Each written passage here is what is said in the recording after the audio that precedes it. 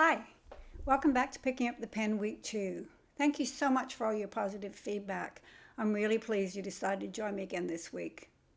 We'll be following a similar structure in each session, starting with a quote and then a mindful breathing exercise to help you enter our writing world. So you can put aside distractions for 20 minutes and we have the space to listen and learn from our inside voices. Then there'll be a check-in writing exercise followed by the new exercise for the session. After each exercise, you'll be asked to write a reflection. There will also be a reflection space at the end of each session. As I mentioned in the first session, the observation we do before and after each writing exercise is a critical part of this process. It trains us to be present, mindful, and aware of what's happening in our thoughts, our bodies, and our emotional world as we let the pen write the stories. The pen is capturing the stories, and the observations are helping us understand, integrate, and explore the story. So let's start. The quote today is from Natalie Goldberg. If you're interested in the power of writing as a tool of self-discovery, I highly recommend her books. It is very important to go home if you want your work to be whole. You need to claim where you came from and look deep into it. But don't go home so you can stay there. You go home so you can be free, so you are not avoiding anything of who you are. I love this quote. For me, this is what writing is, discovering where we've come from and where we are and where we want to be. We don't go into the past to stay there. We go to learn, observe, and weave our story. The power of this writing practice depends on how present we allow ourselves to be. So we'll start each session with a grounding, mindful pause for a few minutes. When I ring the bell, you will pick up your pens and come into your check-in writing for today. So get you to rest your hands on your knees. Have your feet flat on the floor. Take a deep, slow breath through the nose and slowly exhale through the mouth. Again, a deep, slow breath in through the nose and slowly out through the mouth. Continue this breathing and bring your awareness to your body. Notice your feet on the floor, your body in the chair. Notice the sounds outside and gently bring your awareness to the sounds inside your house, even inside you. Notice the air on your skin, what it feels like. Is it warm? Is it cool? Pleasant? Unpleasant? Notice any areas of tightness in your body. Just notice and move your awareness to another part of your body. If your mind wanders, that's okay. That's just what minds are trained to do. Gently bring it back to your body on the chair, right here, right now. For the next minute, just sit in this body, watching your breath, noticing your thoughts, and bringing your focus back to your body, back to your breath.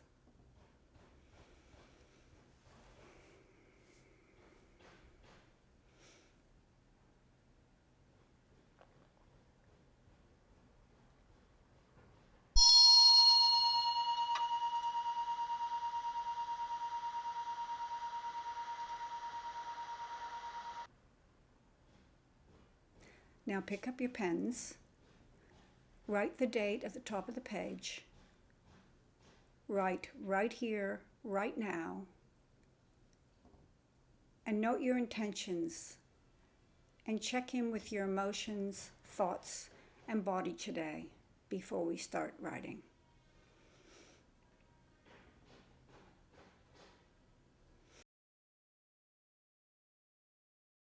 Today we're using a character sketch exercise.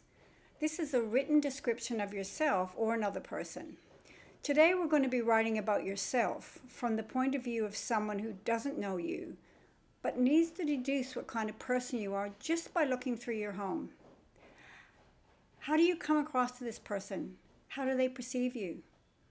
How do you come across to someone else? This can be a really revealing, sometimes a bit disconcerting, and often a fun exercise.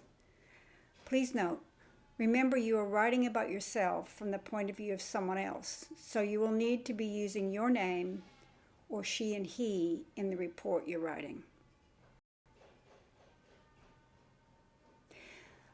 Imagine an investigative journalist who doesn't know you and he has to write a story about who you are, and the only information he or she has is your home. The journalist will go to your home when no one's there and write a report on what type of person they think you are, they imagine you are, with only the interior and exterior of the home as clues.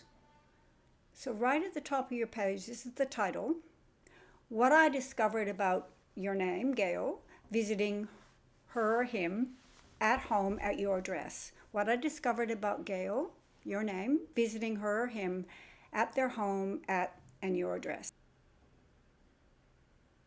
Remember, you're talking about yourself in third person: he, she, or your name. It's important to write about lots of detail because that's where the information is.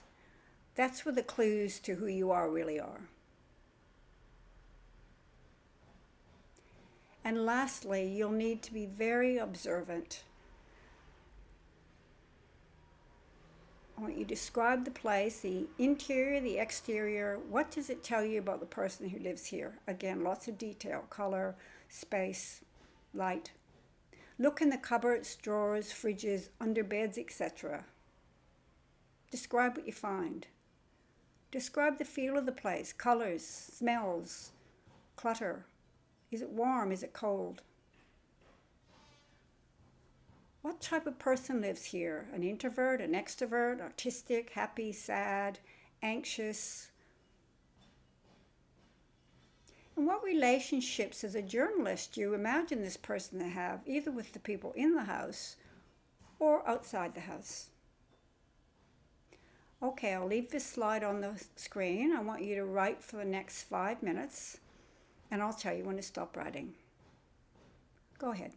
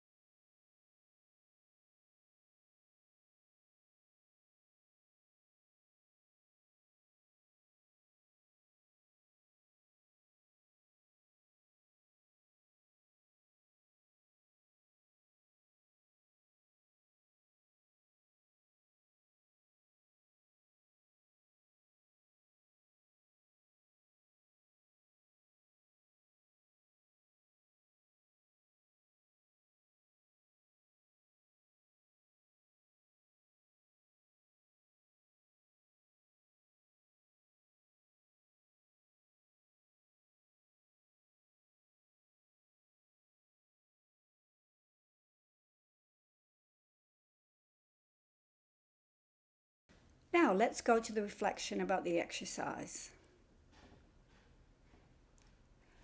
I'm noticing, so name some emotions. Just what emotions are you noticing after you've done this exercise? I was surprised. If I could write to the journalists, I would tell them.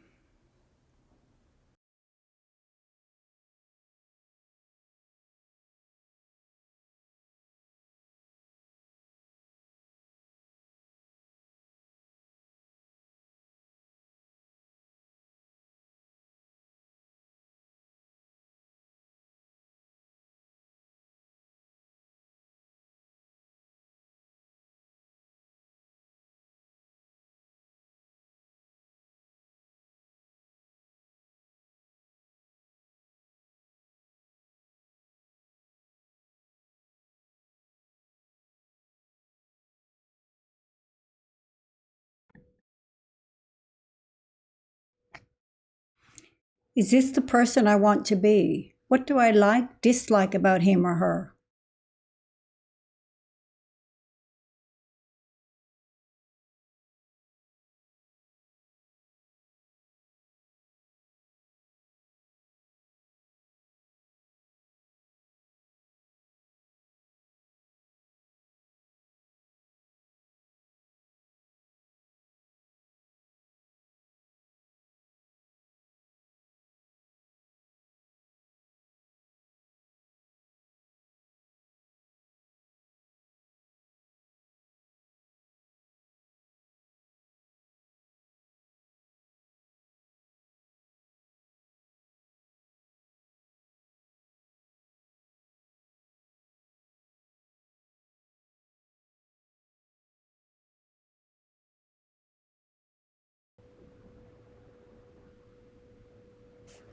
What I've learned about myself doing this exercise.